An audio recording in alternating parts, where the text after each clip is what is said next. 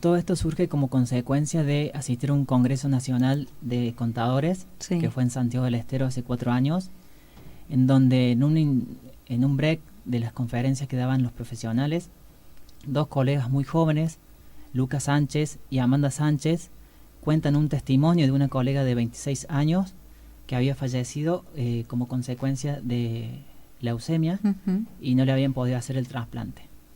En ese mismo congreso estaban haciendo campaña de donación de sangre y de concientización. Al escuchar estos 2 chicos muy conmovidos por la pérdida de su amiga, me movilizó mucho. Entonces volvimos del congreso con 2 colegas más que representábamos al Consejo Profesional de Ciencias Económicas de Río Cuarto. Me puse en contacto con estos 2 compañeros de Santiago del Estero para que me contaran un poco cómo era la movida para ser donante de médula ósea. Y es a partir de ese momento que me interesé por este tema de poder donar médula. Al poco tiempo vi una campaña publicada en Facebook que la hacían en Río Tercero, un colegio, Sí.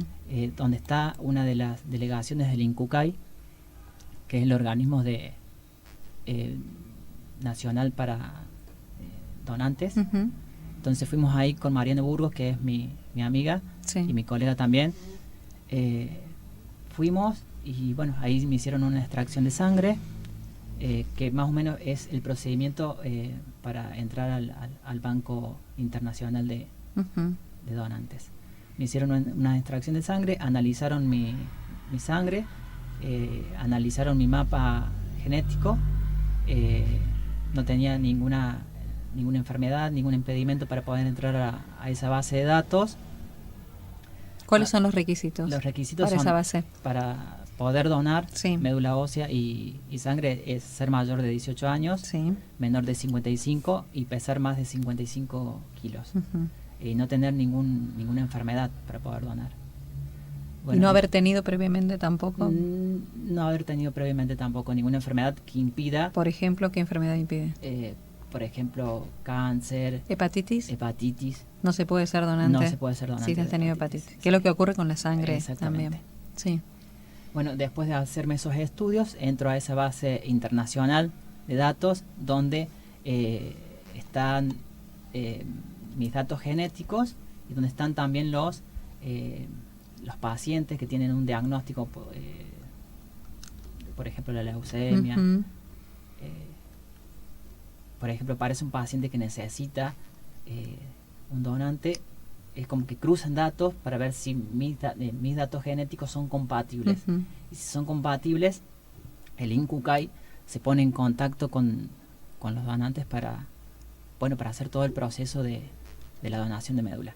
Que fue lo que pasó en abril del año pasado. ¿Qué pasó en abril? Un paciente necesitaba médula ósea, ser trasplantado, y yo aparentemente era compatible al 100% con este paciente, que no me dieron la identidad, una cuestión de seguridad.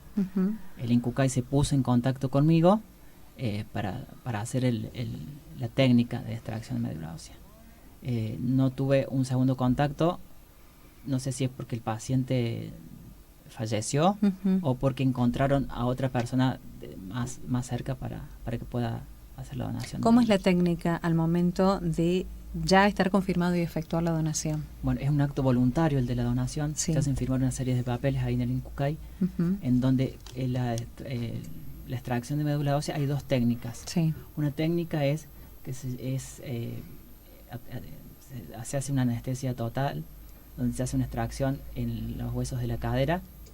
Después hay otra técnica que no es invasiva, que se llama aféresis, en donde es como si te conectaran dos agujas en cada brazo y ahí hacen la extracción de la médula ósea. Ajá. ¿Qué es la que más se utiliza, es la tal que vez? Más se utiliza, es la menos invasiva. Claro. Y por ahí, antes de empaparnos de información, tenemos un poco de miedo. Claro. Es una técnica que no te produce ningún daño, no es invasiva, simplemente el pinchazo de la aguja.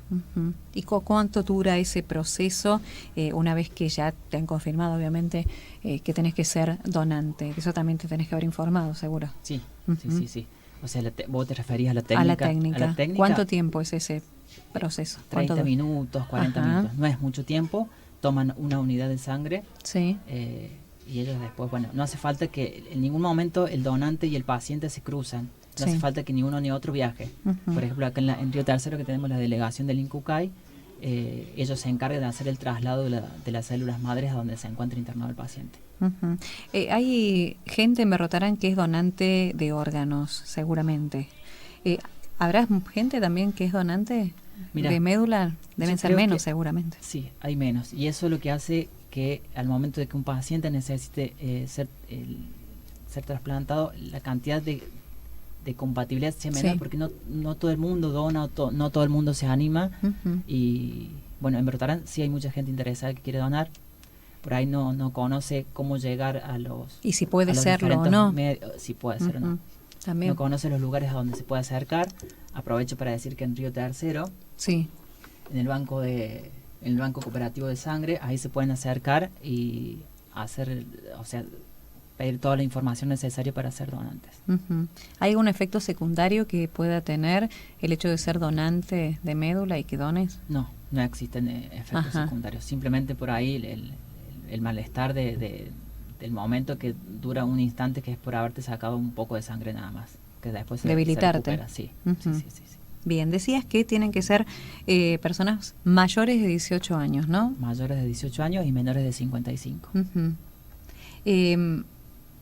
Y la gente interesada tiene que concurrir a Río Tercero y hacerse ese estudio previo, ¿no? Que también existe. El cooperativo de Río Tercero, que se tienen que hacer la extracción de sangre, que es el más cercano. O sea, me refiero a ese porque es el más cercano. Después hay en todos los puntos del país, en Córdoba Capital, en Río Cuarto, pero en todos los puntos del país hay una delegación del INCUCAI donde se pueden hacer las extracciones y ver si pueden donar médula ósea. Bueno, y es muy importante tener un registro, ¿no? Sí. De la gente para cuando se necesite eso, saber a quién concurrir, porque no todos los que están anotados son posibles donantes de una persona. Sí. Por ahí tomamos un poco de conciencia de la responsabilidad social cuando nos toca de cerca, o a un familiar o a algún amigo. Entonces es muy importante que la gente tome conciencia de poder ser donantes. ¿Y alguien puede serlo de alguien, de un familiar, por ejemplo? Lo que pasa es que sí, puede ser. Sí, lo que pasa es que todos los pacientes que tienen un diagnóstico de este tipo, solamente el 25 o el 30% son compatibles con los familiares. Claro. Por eso, por lo general, siempre se recurre a estos registros para poder buscar un compatible. ¿Cuántas veces se puede ser donante de médula? Se puede ser varias veces, pero por lo general, por una cuestión de disponibilidad, digamos, podés llegar a ser una vez, porque no sos compatible con todo el mundo, con todas las personas.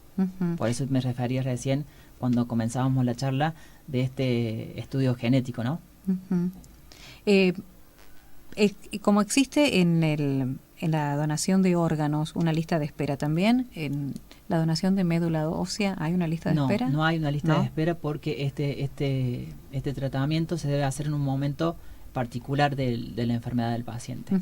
Si no consigue el donante, seguramente su médico buscará otro tratamiento alternativo para paliar la enfermedad. Esto no sé si es más la parte médica, ¿no? Pero decíamos, si alguien tuvo hepatitis no puede ser donante de médula. Si alguien tiene diabetes, si alguien tiene asma, ese tipo de patologías.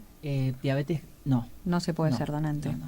Ajá. Pero ellos al momento de hacer esta entrevista con la gente del INCUCAI te hacen un cuestionario de aproximadamente 50 preguntas, y entonces ellos van descartando la posibilidad o no de que pueda ser donante. Si alguien es fumador, puede donar. Puede donar. ¿Qué otro tipo de preguntas te hicieron en el momento de inscribirte?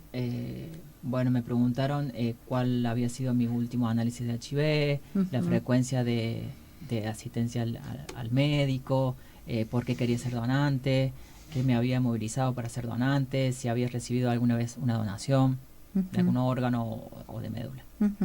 ¿Cuál es la idea que tienen ustedes de organizar una ONG con la gente interesada en formar parte, ¿no? de ser parte de una lista para donar médula ósea aquí en Berrotarán? Contanos. Hay gente que ha sido trasplantada, hay gente que está interesada en poder donar médula ósea. Como te decía, nosotros trabajamos mucho con el grupo de jóvenes de Ciencias Económicas de Río Cuarto, y por ahí se corrió la bola, por así decirlo. Entonces tenemos pensado, con la gente que ha sido trasplantada y la gente interesada en donar, de formar una ONG con este grupo de personas, donde vamos a tener un grupo de profesionales donde puedan brindar información y acompañar a los familiares de los pacientes y de los trasplantados también. Uh-huh. Médicos, psicólogos. Ah, bien, bien, bien. ¿Y en qué han avanzado en esta Estamos en esta armando idea? recién el marco legal, claro, por así decirlo, de darle la forma jurídica, porque bueno, esto tiene que tener una persona jurídica para poder conseguir fondos para diferentes campañas y diferentes gastos. Uh-huh. Y es bueno, como decías vos, pensar en esto no solamente cuando nos haya pasado algo y veamos que es importante que alguien donando nos pueda ayudar, ¿no? Sino simplemente antes. Sí. Y la ayuda es salvar una vida. Exactamente. Sí. Vamos a reiterar, Darío, ¿dónde tiene que dirigirse la gente para tener la posibilidad de ser donante de médula? Decimos la posibilidad porque tienen que hacer el estudio y demás, ¿no? Sí, se pueden acercar al banco de sangre de la cooperativa de Río Tercero, que la dirección es Colón 165, atienden de 7 de la mañana a 9, y la encargada es la técnica Vilarich Ivana. Uh-huh. Y el teléfono es 03571 411 113.